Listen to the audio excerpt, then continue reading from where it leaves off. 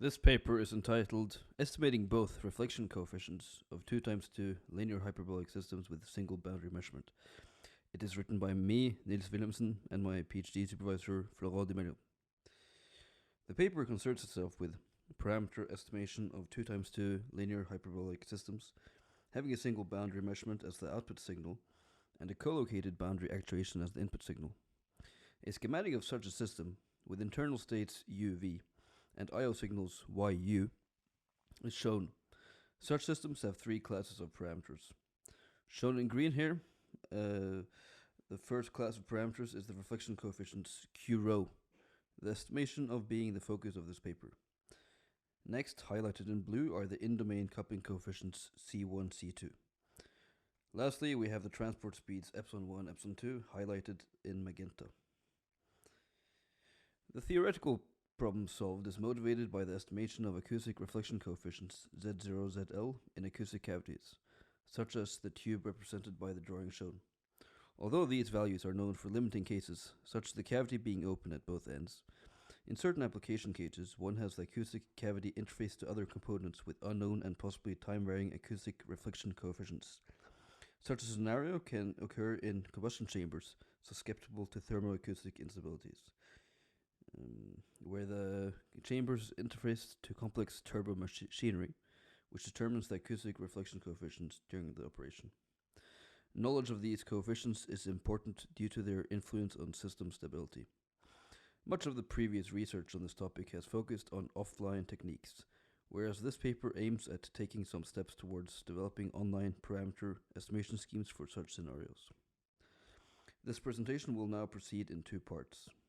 We first present the theoretical problem and its solution, followed by the acoustic application case. We introduce now the formal problem statement for the first part of the paper.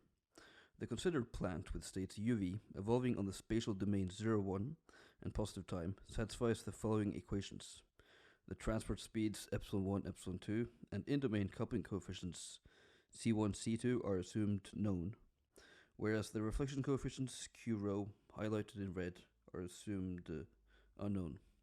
The boundary input u appears in the boundary condition for v1 and is collocated with the output signal y, defined as u of 1. Note that the problem of estimating reflection coefficients q rho has for such systems been solved for the case where both boundaries are measured. The main novelty of the result to be presented here is that we solve the problem for the case where only a single boundary is measured.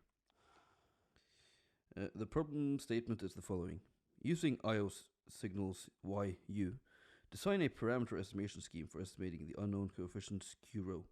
Secondly, we wish to design the input signal u so that parameter convergence can be guaranteed. For the first part, we use the backstepping technique to map our plant equations into a target system. Using this target system, a regressive form is found for which standard parameter identification methods can be applied. Lastly, as the parameter vector in our regressor is over-parameterized, we perform an optimization step to obtain unique estimates for q rho. We introduce now the backstepping transformation. It maps the plant state uv into the target system state alpha beta and takes the form of a Volterra integral transformation with kernels kuu, kuv, kvu, and kvv. Due to the triangularity of the Volterra integral transformation, we see that alpha 1 is equal to y.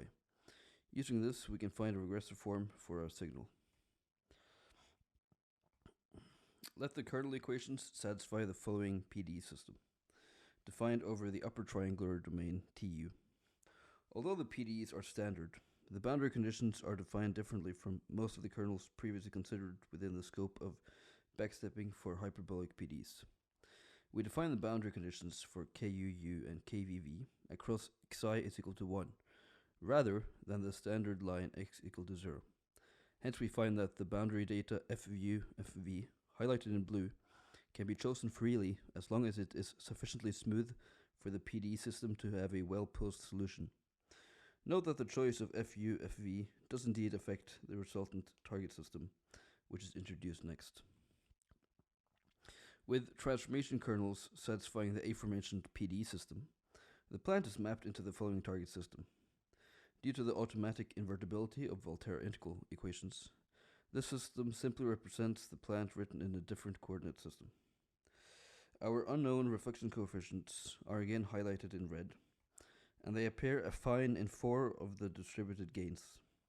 The functions appearing on the right-hand side of these 4 expressions depend on the kernel equation solutions and are hence known.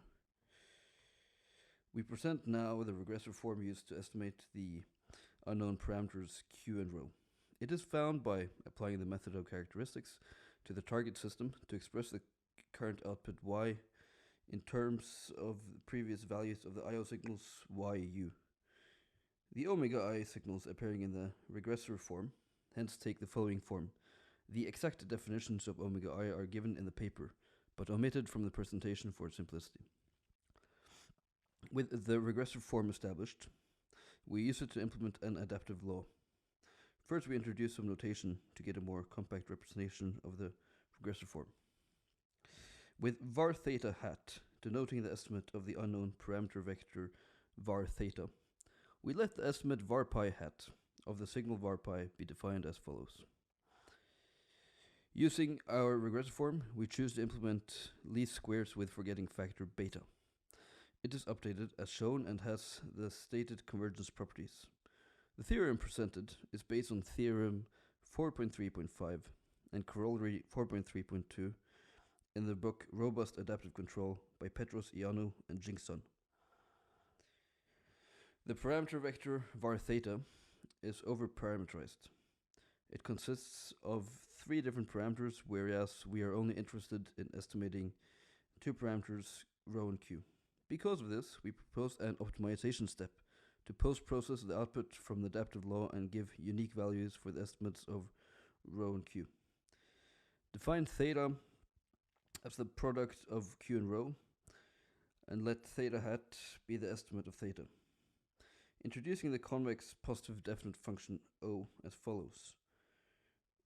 For cases when one of the omega I is not persistently exciting, the corresponding delta I can be set to 0. Otherwise, it is equal to 1. Then we use the minimal arguments q check, rho check as the unique solution of our parameter estimation scheme. We present now the output of a simulation of our estimation scheme implemented in MATLAB. The parameters used are defined as follows. We have first one simulation with perfect measurements y, and next a simulation with measurement noise to test the robustness to noise.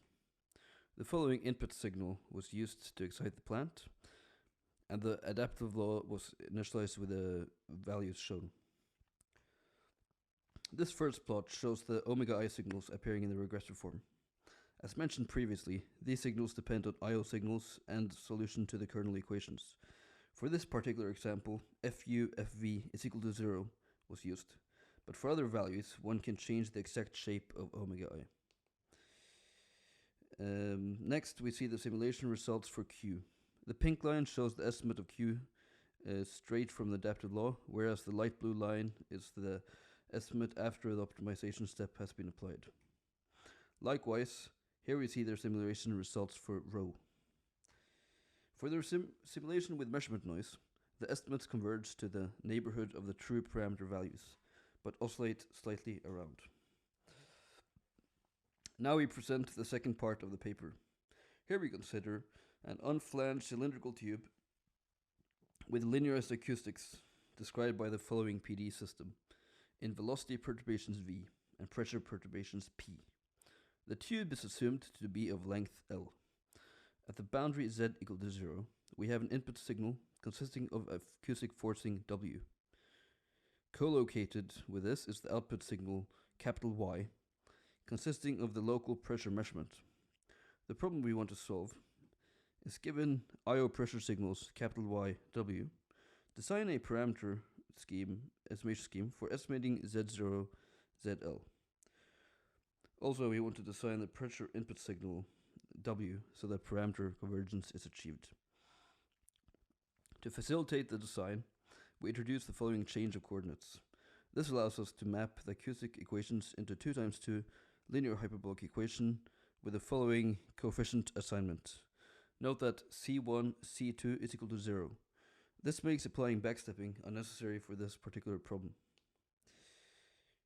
However, we find that the acoustic I/O signals capital Y, W are related to the hyperbolic system I/O signals lowercase y, u via the following expressions. Because the unknown parameter rho appear in these expressions, we cannot simply apply the solution for the 2 times 2 linear hyperbolic system with 0 in-domain coupling coefficients. With R defined as follows, we find after some algebraic manipulation the following regressive form. The signal vector psi depends on the acoustic I/O signals, whereas var theta is the same over-parameterized parameter vector which appeared in the regressive form for the general linear hyperbolic system. Hence, we can apply the same steps of updating the parameter estimates using least squares with forgetting factor followed by parameter optimization. To conclude, we present the simulation output for the acoustic system simulation implemented in MATLAB. We use the following simulation parameters.